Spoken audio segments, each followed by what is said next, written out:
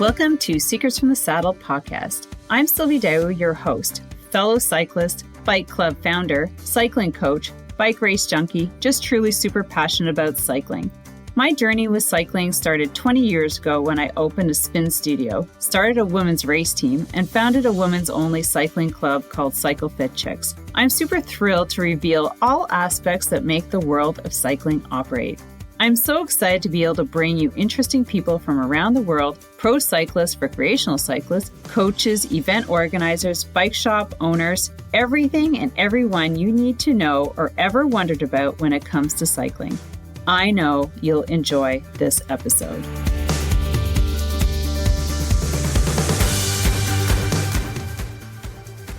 This podcast episode is sponsored by Shopify Queen Sarah Jensel of Jensel & Co. Do you currently have a Shopify site selling products or services that aren't performing as well as you're hoping? Or do you have a product or service you'd love to sell, but you have no idea where to start? Well, my girl, Sarah Jensel, the Shopify Queen, is a person to talk to. She is amazing and brilliant at branding and is currently helping me completely revamp my website on Shopify to showcase my new brand and selling my products. So if this sounds like something you've been looking for, please reach out to her on IG at Sarah Jensel, that's Jansel. Leave her the code Sylvie, that's Sylvie, and she will add you to her free Shopify Facebook group, where she coaches weekly on Shopify strategies and has tons of content to help you in your Shopify journey to building your online business. So don't forget, DM her on Instagram at Sarah Jensel, Jansel, and leave her the code Sylvie. She'll reach out and add you to her community. Thank you very much and have an amazing day and enjoy the episode.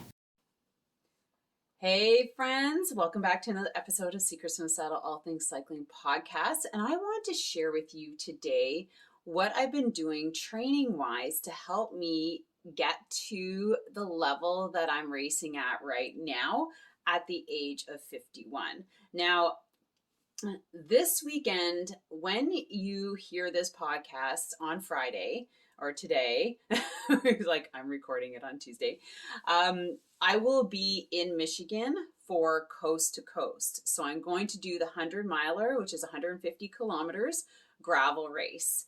And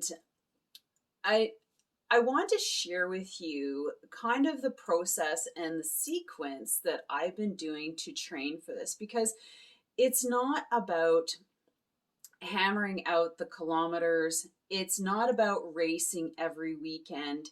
It's about scheduling things in and realizing that it's going to take time to build up endurance, to the point where you can participate in these events without injury, with actually, finishing it in a decent time. Like, I don't know what my time's going to be like for Coast to Coast because it's a gravel race and it's longer. And I've done 100K on my gravel bike, and I did 150K last weekend on my road bike, but I know this is going to be completely different. However, apparently the course is fast and flat, so who knows what's going to happen. But the thing is that if you're listening, I highly recommend that you can go to YouTube and watch this, because this is a visual presentation that I'm going to speak out to you, but you can also see what I'm doing. Because I kind of have a whiteboard up here because I wrote everything down, because people are asking me, people are in awe of what I'm doing right now. But here's the thing.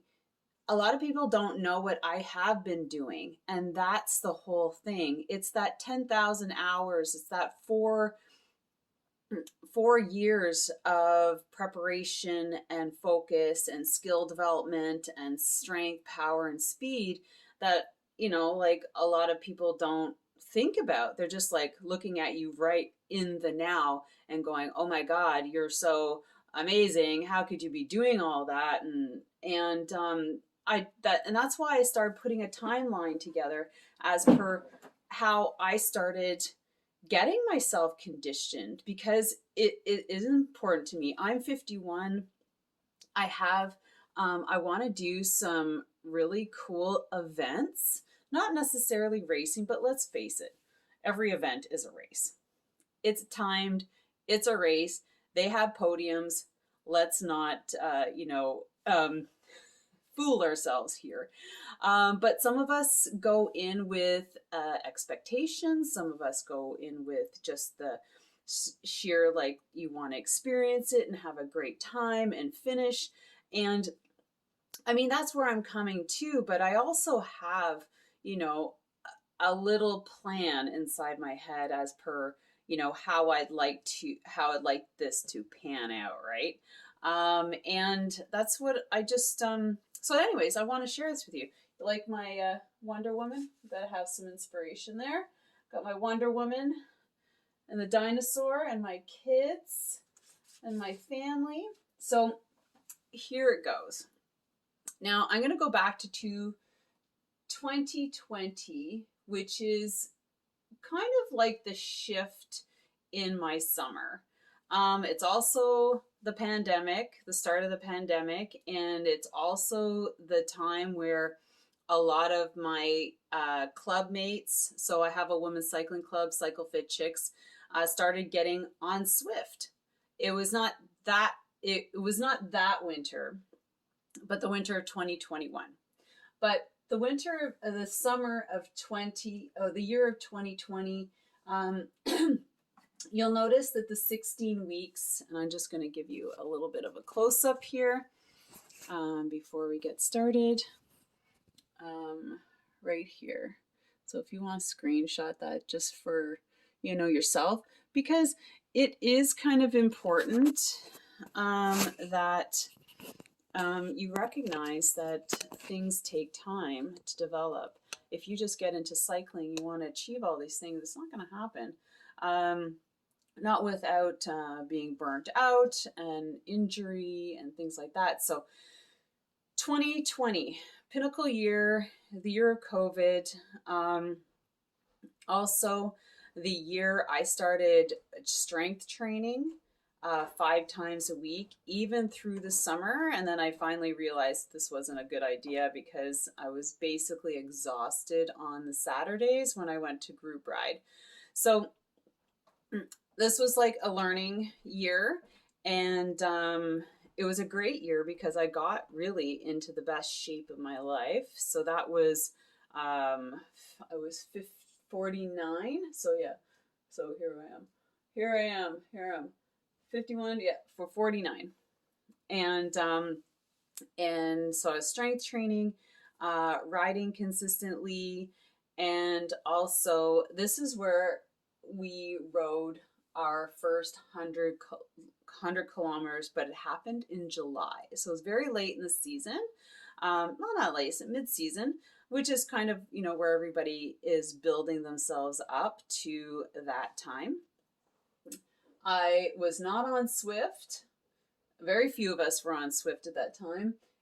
But I was in the 16-week winter road cycling skills program. So I always am in that program because in the fall or in the winter is a great time to go back to all the basic skills, and you can really target those, a lot of different ones, inside on the trainer over being outside. There's just some skills you cannot coach outside that are really much better done inside during the winter months of training. So 16 weeks, if you'll notice, it's in every year and will consistently be in every year because skill development, skill maintenance, going back and working on those skills inside is so important. And if you're not doing stuff like that, if you don't know what I'm talking about, like pedal stroke efficiency, individual leg strength, workouts, drills,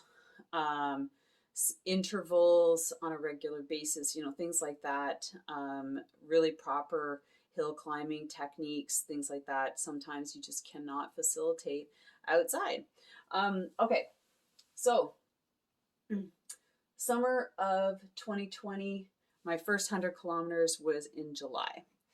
And then that year, so going into the fall, of course, everybody's getting into Swift. I finally broke down in January or December, and I got an account.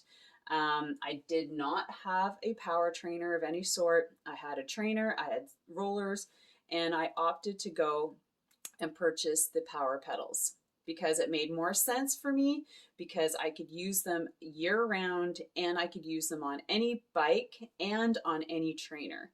So I got the power pedals, I got Swift, and I used my rollers and I used my straight trainer. So that's stemming into 2021, that year still.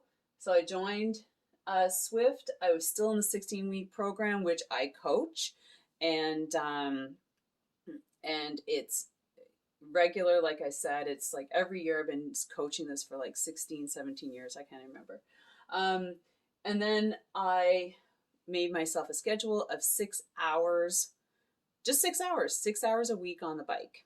So that includes skills development, that includes the weekend ride, and I had to get a couple of rides in during the week. So just 6 hours, okay? A lot of people just go out and hammer and do whatever all over the place without a plan. And you get completely burnt out, right? By the spring. You don't want that. That's not your goal for winter training. So you have to set a limit. So I said 6 hours, and I think like in Swift, you can set your goal for 6 hours, and then it says, like, have you achieved it, have not, whatever. And then coming off of that winter, my first 100 kilometers was in May, and it felt great. So remember, the year before, my 100K came later in the season. 2021, it came right in the beginning of the season, 100K. And then I noticed that Strava had like a 100K challenge badge every month. So I signed up for that, and I made sure that I did 100K every month. So it was organized, it was planned. And the first one I did by myself, and then the next ones I did with groups. So we got a bunch of people to 100K mark, and that was super cool. So then I did 100K a month from May, June, July, August. So it was pretty consistent with longer rides. And that's where I participated in my first event in a long time. So 8 hours Hurton and Halliburton. I came in 6th. I did 137 kilometers, and it felt amazing. It's now a goal to move up in the numbers on there. So moving into this year. So 2021, I discovered Swift racing. I wanted to jump and find a Swift team. So last fall, I joined Aonian, a women's online Swift team, and make sure to sign up for our newsletter, because I was able to interview the ladies who started it, because I just found them so amazing and inspirational. So now I bought a power trainer. So here's the thing also, people, you don't need to go on the FOMO and buy all this stuff and put yourself in debt. It's not worth it. If you hold out to like times like now and find a good deal on a power trainer, a lot of people upgrade too. Do it. Just hold out. Don't put out all the money. And that's one thing that I'll do is I'll hold off. I won't, jump on the bandwagon, because, a lot of people think that coaching is expensive. Swift is cheap. And I'm sure like each one of you who are on Swift or any other online platform for training, it is not cheap. Okay. The membership is $20, but the rest of the setup is not cheap. You're looking like $2,000 to get started. So, when I put out a program that you can sit on your trainer and do over Zoom, and it's $600, and it's going to get you a good base. I just shake my head sometimes. I'm like, okay. But, the thing is that, see, the 16 weeks is still in there. And I have also incorporated Swift into that. So, skills development, weekend ride, and then Tuesday race day, or interval, like specific intervals. So it turned into a really great program that I've always wanted to do, because I've always believed like winter training way before Swift should incorporate extra training, not just one 90-minute session a week. To have those weekend rides and then an additional one. So if you look at that, almost brings you up to 4 hours in the week. And that's a good training week, right? I forgot to mention that. I think that's what I did. Maybe no Swift. I did my 2020 4 hours a week.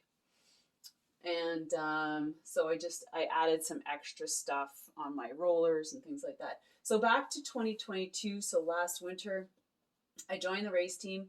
I don't know if that really benefited me too much, but it got me into regular racing, which, however, you can do regular racing, as you know, on Tuesdays. But it was more the camaraderie and meeting more women and just learning the whole system. It was really, really fascinating, and I'm still boggled about a lot of it. And then, of course, the 16-week, which that produced the weekend group rides on Saturday mornings, which, just like the summers, we have our group rides. And then I minimum 6 hours plus, because in January, I decided to set up and plan for a 100K ride on Swift. Well, it wasn't technically on Swift, it was on Strava or on my Garmin. So that's when my 100K ride started. So, right, July to May to January. And now through the winter, I did 200K rides a week, which increased my fitness. Where in March, I went to Barrie-Roubaix and did a 100K event, and I felt amazing. And then in between there, I've done a couple 100K rides a month, both road and gravel, solo, mountain biking, 55. And also this year I got into gravel.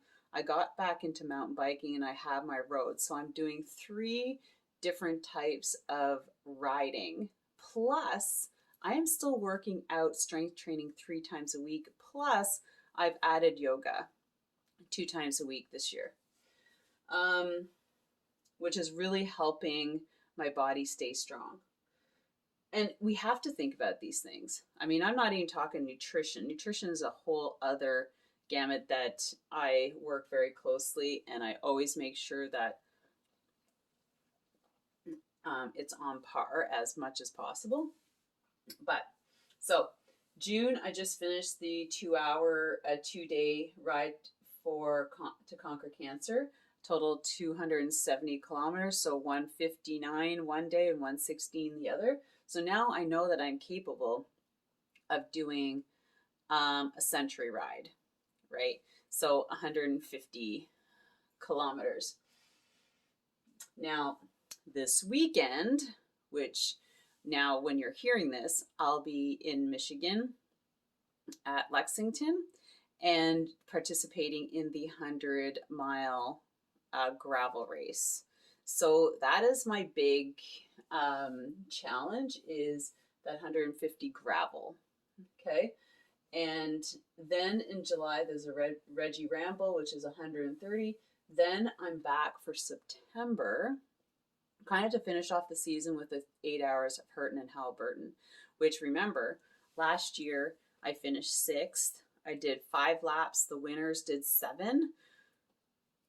So we'll see how that pans out. right? I'm basically prepping for that event through all these other events. And then back to 2013, so that's next year. What am I building up to, right? With all these years, I'm on year 3. So what am I going to do in year 4? And this is a discussion for the family, of course, because it requires travel. Um, so again, 16-week all the time, all every year. Swift racing. I want to move to Cat B, so I have to work at getting a little bit faster and stronger and more powerful. Again, back to Barry Roubaix. That's going to be in April.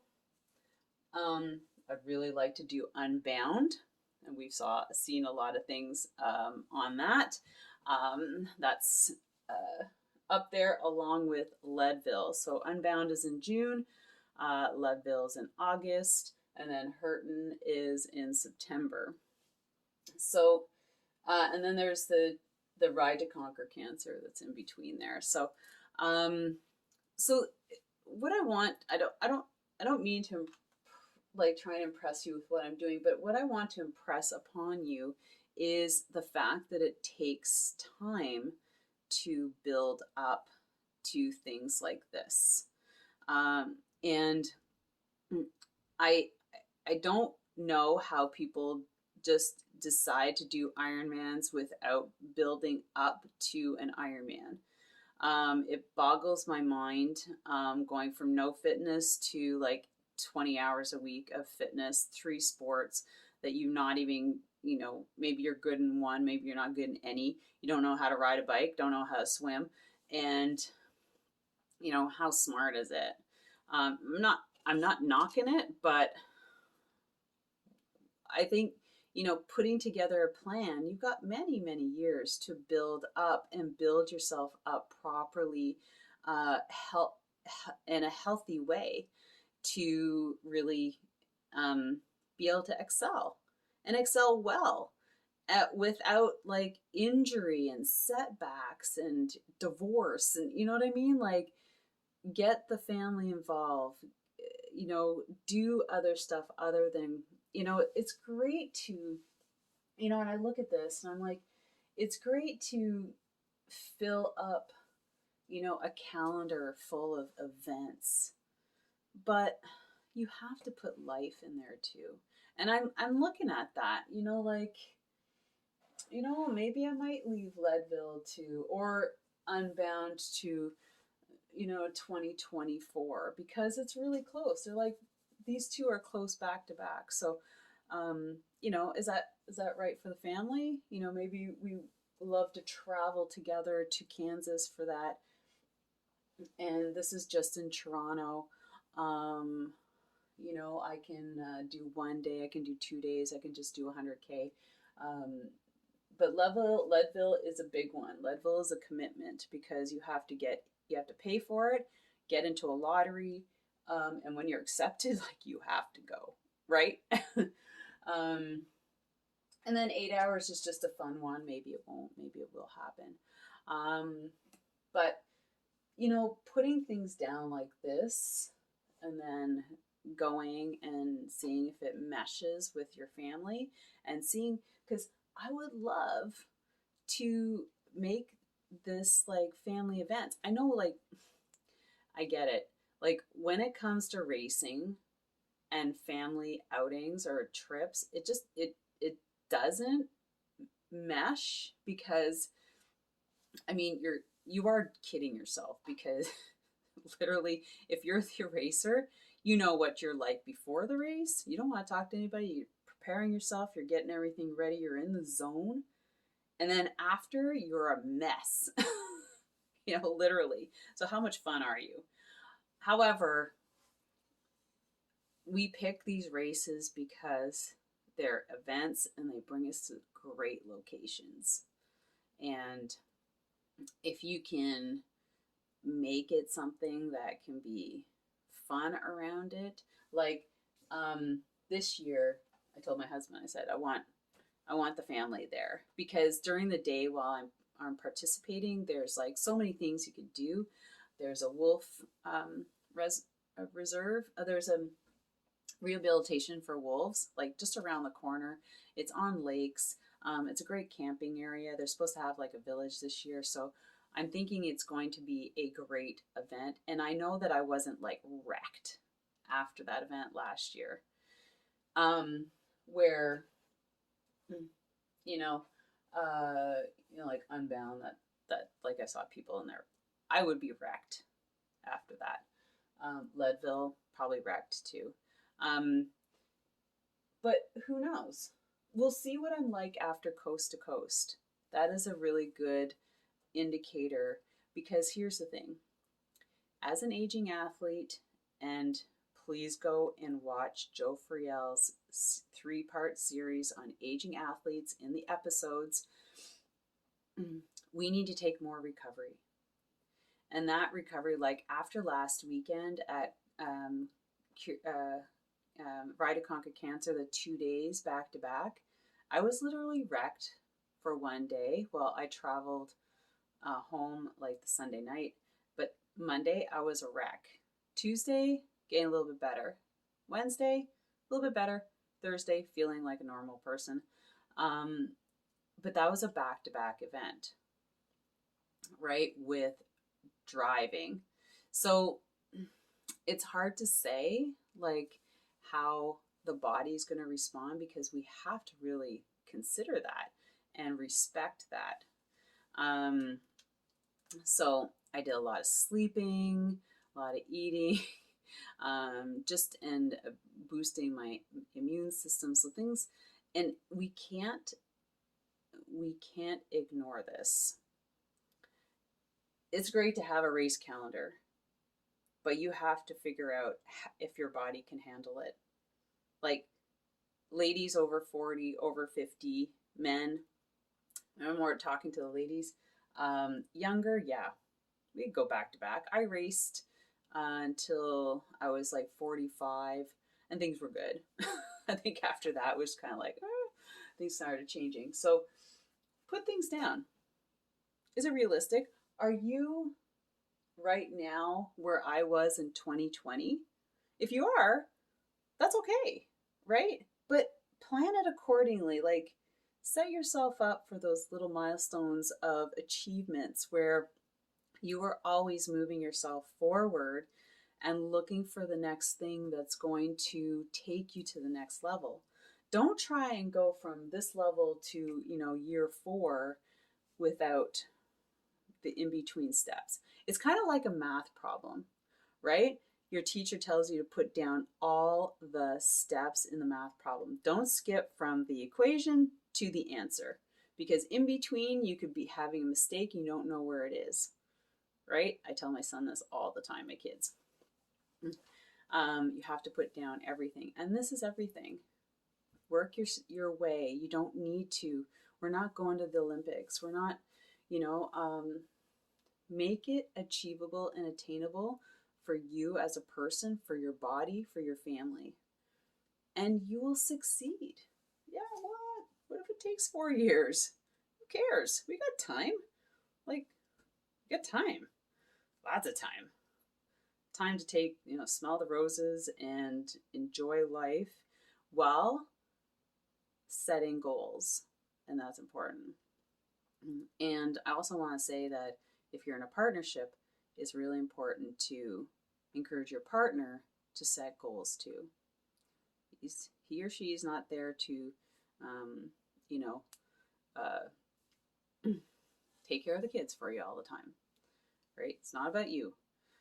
So I always encourage my husband to set some goals as well, because we used to back and forth. Like, he used to do he was competitive orienteering events. That's trail running, and he went through a couple years of injuries, and now he's getting back at it. So it's encouraging your other your partner to set goals, right? It's not just about your race calendar. It's about adding theirs in, and also family trips, things like that. They're not going to be all around these things, even though you like them, even though I'm sitting there, yeah, this would be great. We'll just travel to Colorado. No. So anyways, I hope that helped. I hope this was helpful for someone. And if it was, I'd love to hear in the comments. You can DM me. You can do a comment in YouTube. I'll get back to you there. And let me know what you're planning for the summer and if you have some great events that you've signed up for. And if you need help, maybe looking at your schedule, love to, shed some interest, some help, some coaching help tips there. And have a great day and wish me luck for tomorrow. 8 o'clock, we start. I'm really excited, actually.